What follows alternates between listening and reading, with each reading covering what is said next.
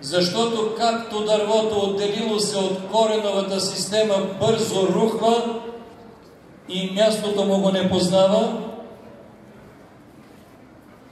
така и народ, който е забравил историята си, не може да изгради проспериращо настояще и надеждно бъдеще. Този празник е повод да си спомним думите на великия псалмопевец, свети пророк и цар Давид, който казва: спомням си стародавните дни, размишлявам за всички Твои дела, Господи. Подобно на него и ние в този ден си спомняме стародавните дни на нашия славен народ. Народ, над който Бог е промислил да изгрее светлината на вярата преди повече от 1100 години.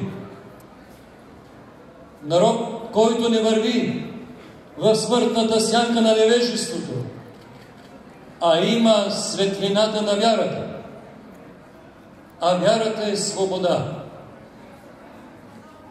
Когато празнуваме празникът на народните будители, несъмнено си спомняме за живота на всебългарският закрилник, на неугасващото и нетленно българско кандило, светият преподобен и богоносен наш отец Йоан Рилски чудотворец. Не е случайно, че именно на неговия празник по стария стил, 1 ноември, мъдро и промислително е устроено да бъде празникът на народните будители. И ако свети Йоан Рилски е станал повод за този празник, то добре е да разберем как, с какви слова свети Иван пробужда нашия народ. Добре е да прочетем неговия съвет и най-вече да пазим онази негова повеля да пазим свято и неотклонно светата православна вяра. Този празник има огромно значение за нашия народ. Може би и за това поднебесните сили на злото се стремяха да го забранят или да го подменят. Но не се гаси той, що не гасне. Светата Библия ни съветва: духа не угасяйте. И ние трябва да помним тия думи, защото ако угасне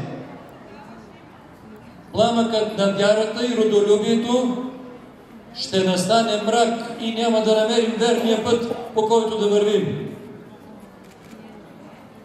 Този празник ни напомня за значението на вярата, за свободата на нашия народ. Да, ние си спомняме светители, преподобни, мъченици, национални герои, отдали живота си за вярата и свободата на Отечеството ни.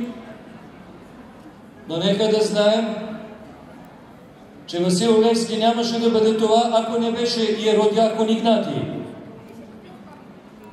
Нека уния, които считат, че няма място в училище да влезе Светата православна църква, никога не забравят, че българското училище е рожба на църквата и ако те изгонят църквата от училището, ще прогонят свети Кирил и Методий, свети Климент Охридски, свети Сава, Наум, Гораст, Ангеларий, свети Софроний Врачански, свети Паисий Хилендарски и много знайни и незнайни труженици на духа.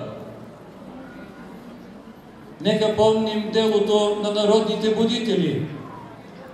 Нека се вглеждаме в техните сияещи в святост образи и се слушваме в призивите да се събудим от летаргията на бездуховността, на безверието и да градим с Божията помощ проспериращо настояще и благоденствено бъдеще за нашия благочестив православен български народ. Отечески и вседушевно поздравявам всички вас по случай празникът на народните будители. Поздравявам българските свещенослужители, архипастири и пастири, българските учители, българските труженици на духовната просвета, на доброто и полезно знание. И ви припомням, не забравяйте, че вие сте настоящите и бъдещи будители и възрожденци на България. Бог да пази България! Благое поспешение, подай, Господи, високо преосвещено митрополиту нашему Николаю, со свещеним Его клиром и богохранимо Его паствою, благоверному и христолюбивому царю българскому Симеону, благочестивому православному българскому народу, правителствующему син Титу и христолюбивому наше воинство, всем зе присутствующим и молящим се с нами, всем празднующим свети праздник сей, и сохраних на многое лета. Всички заедно.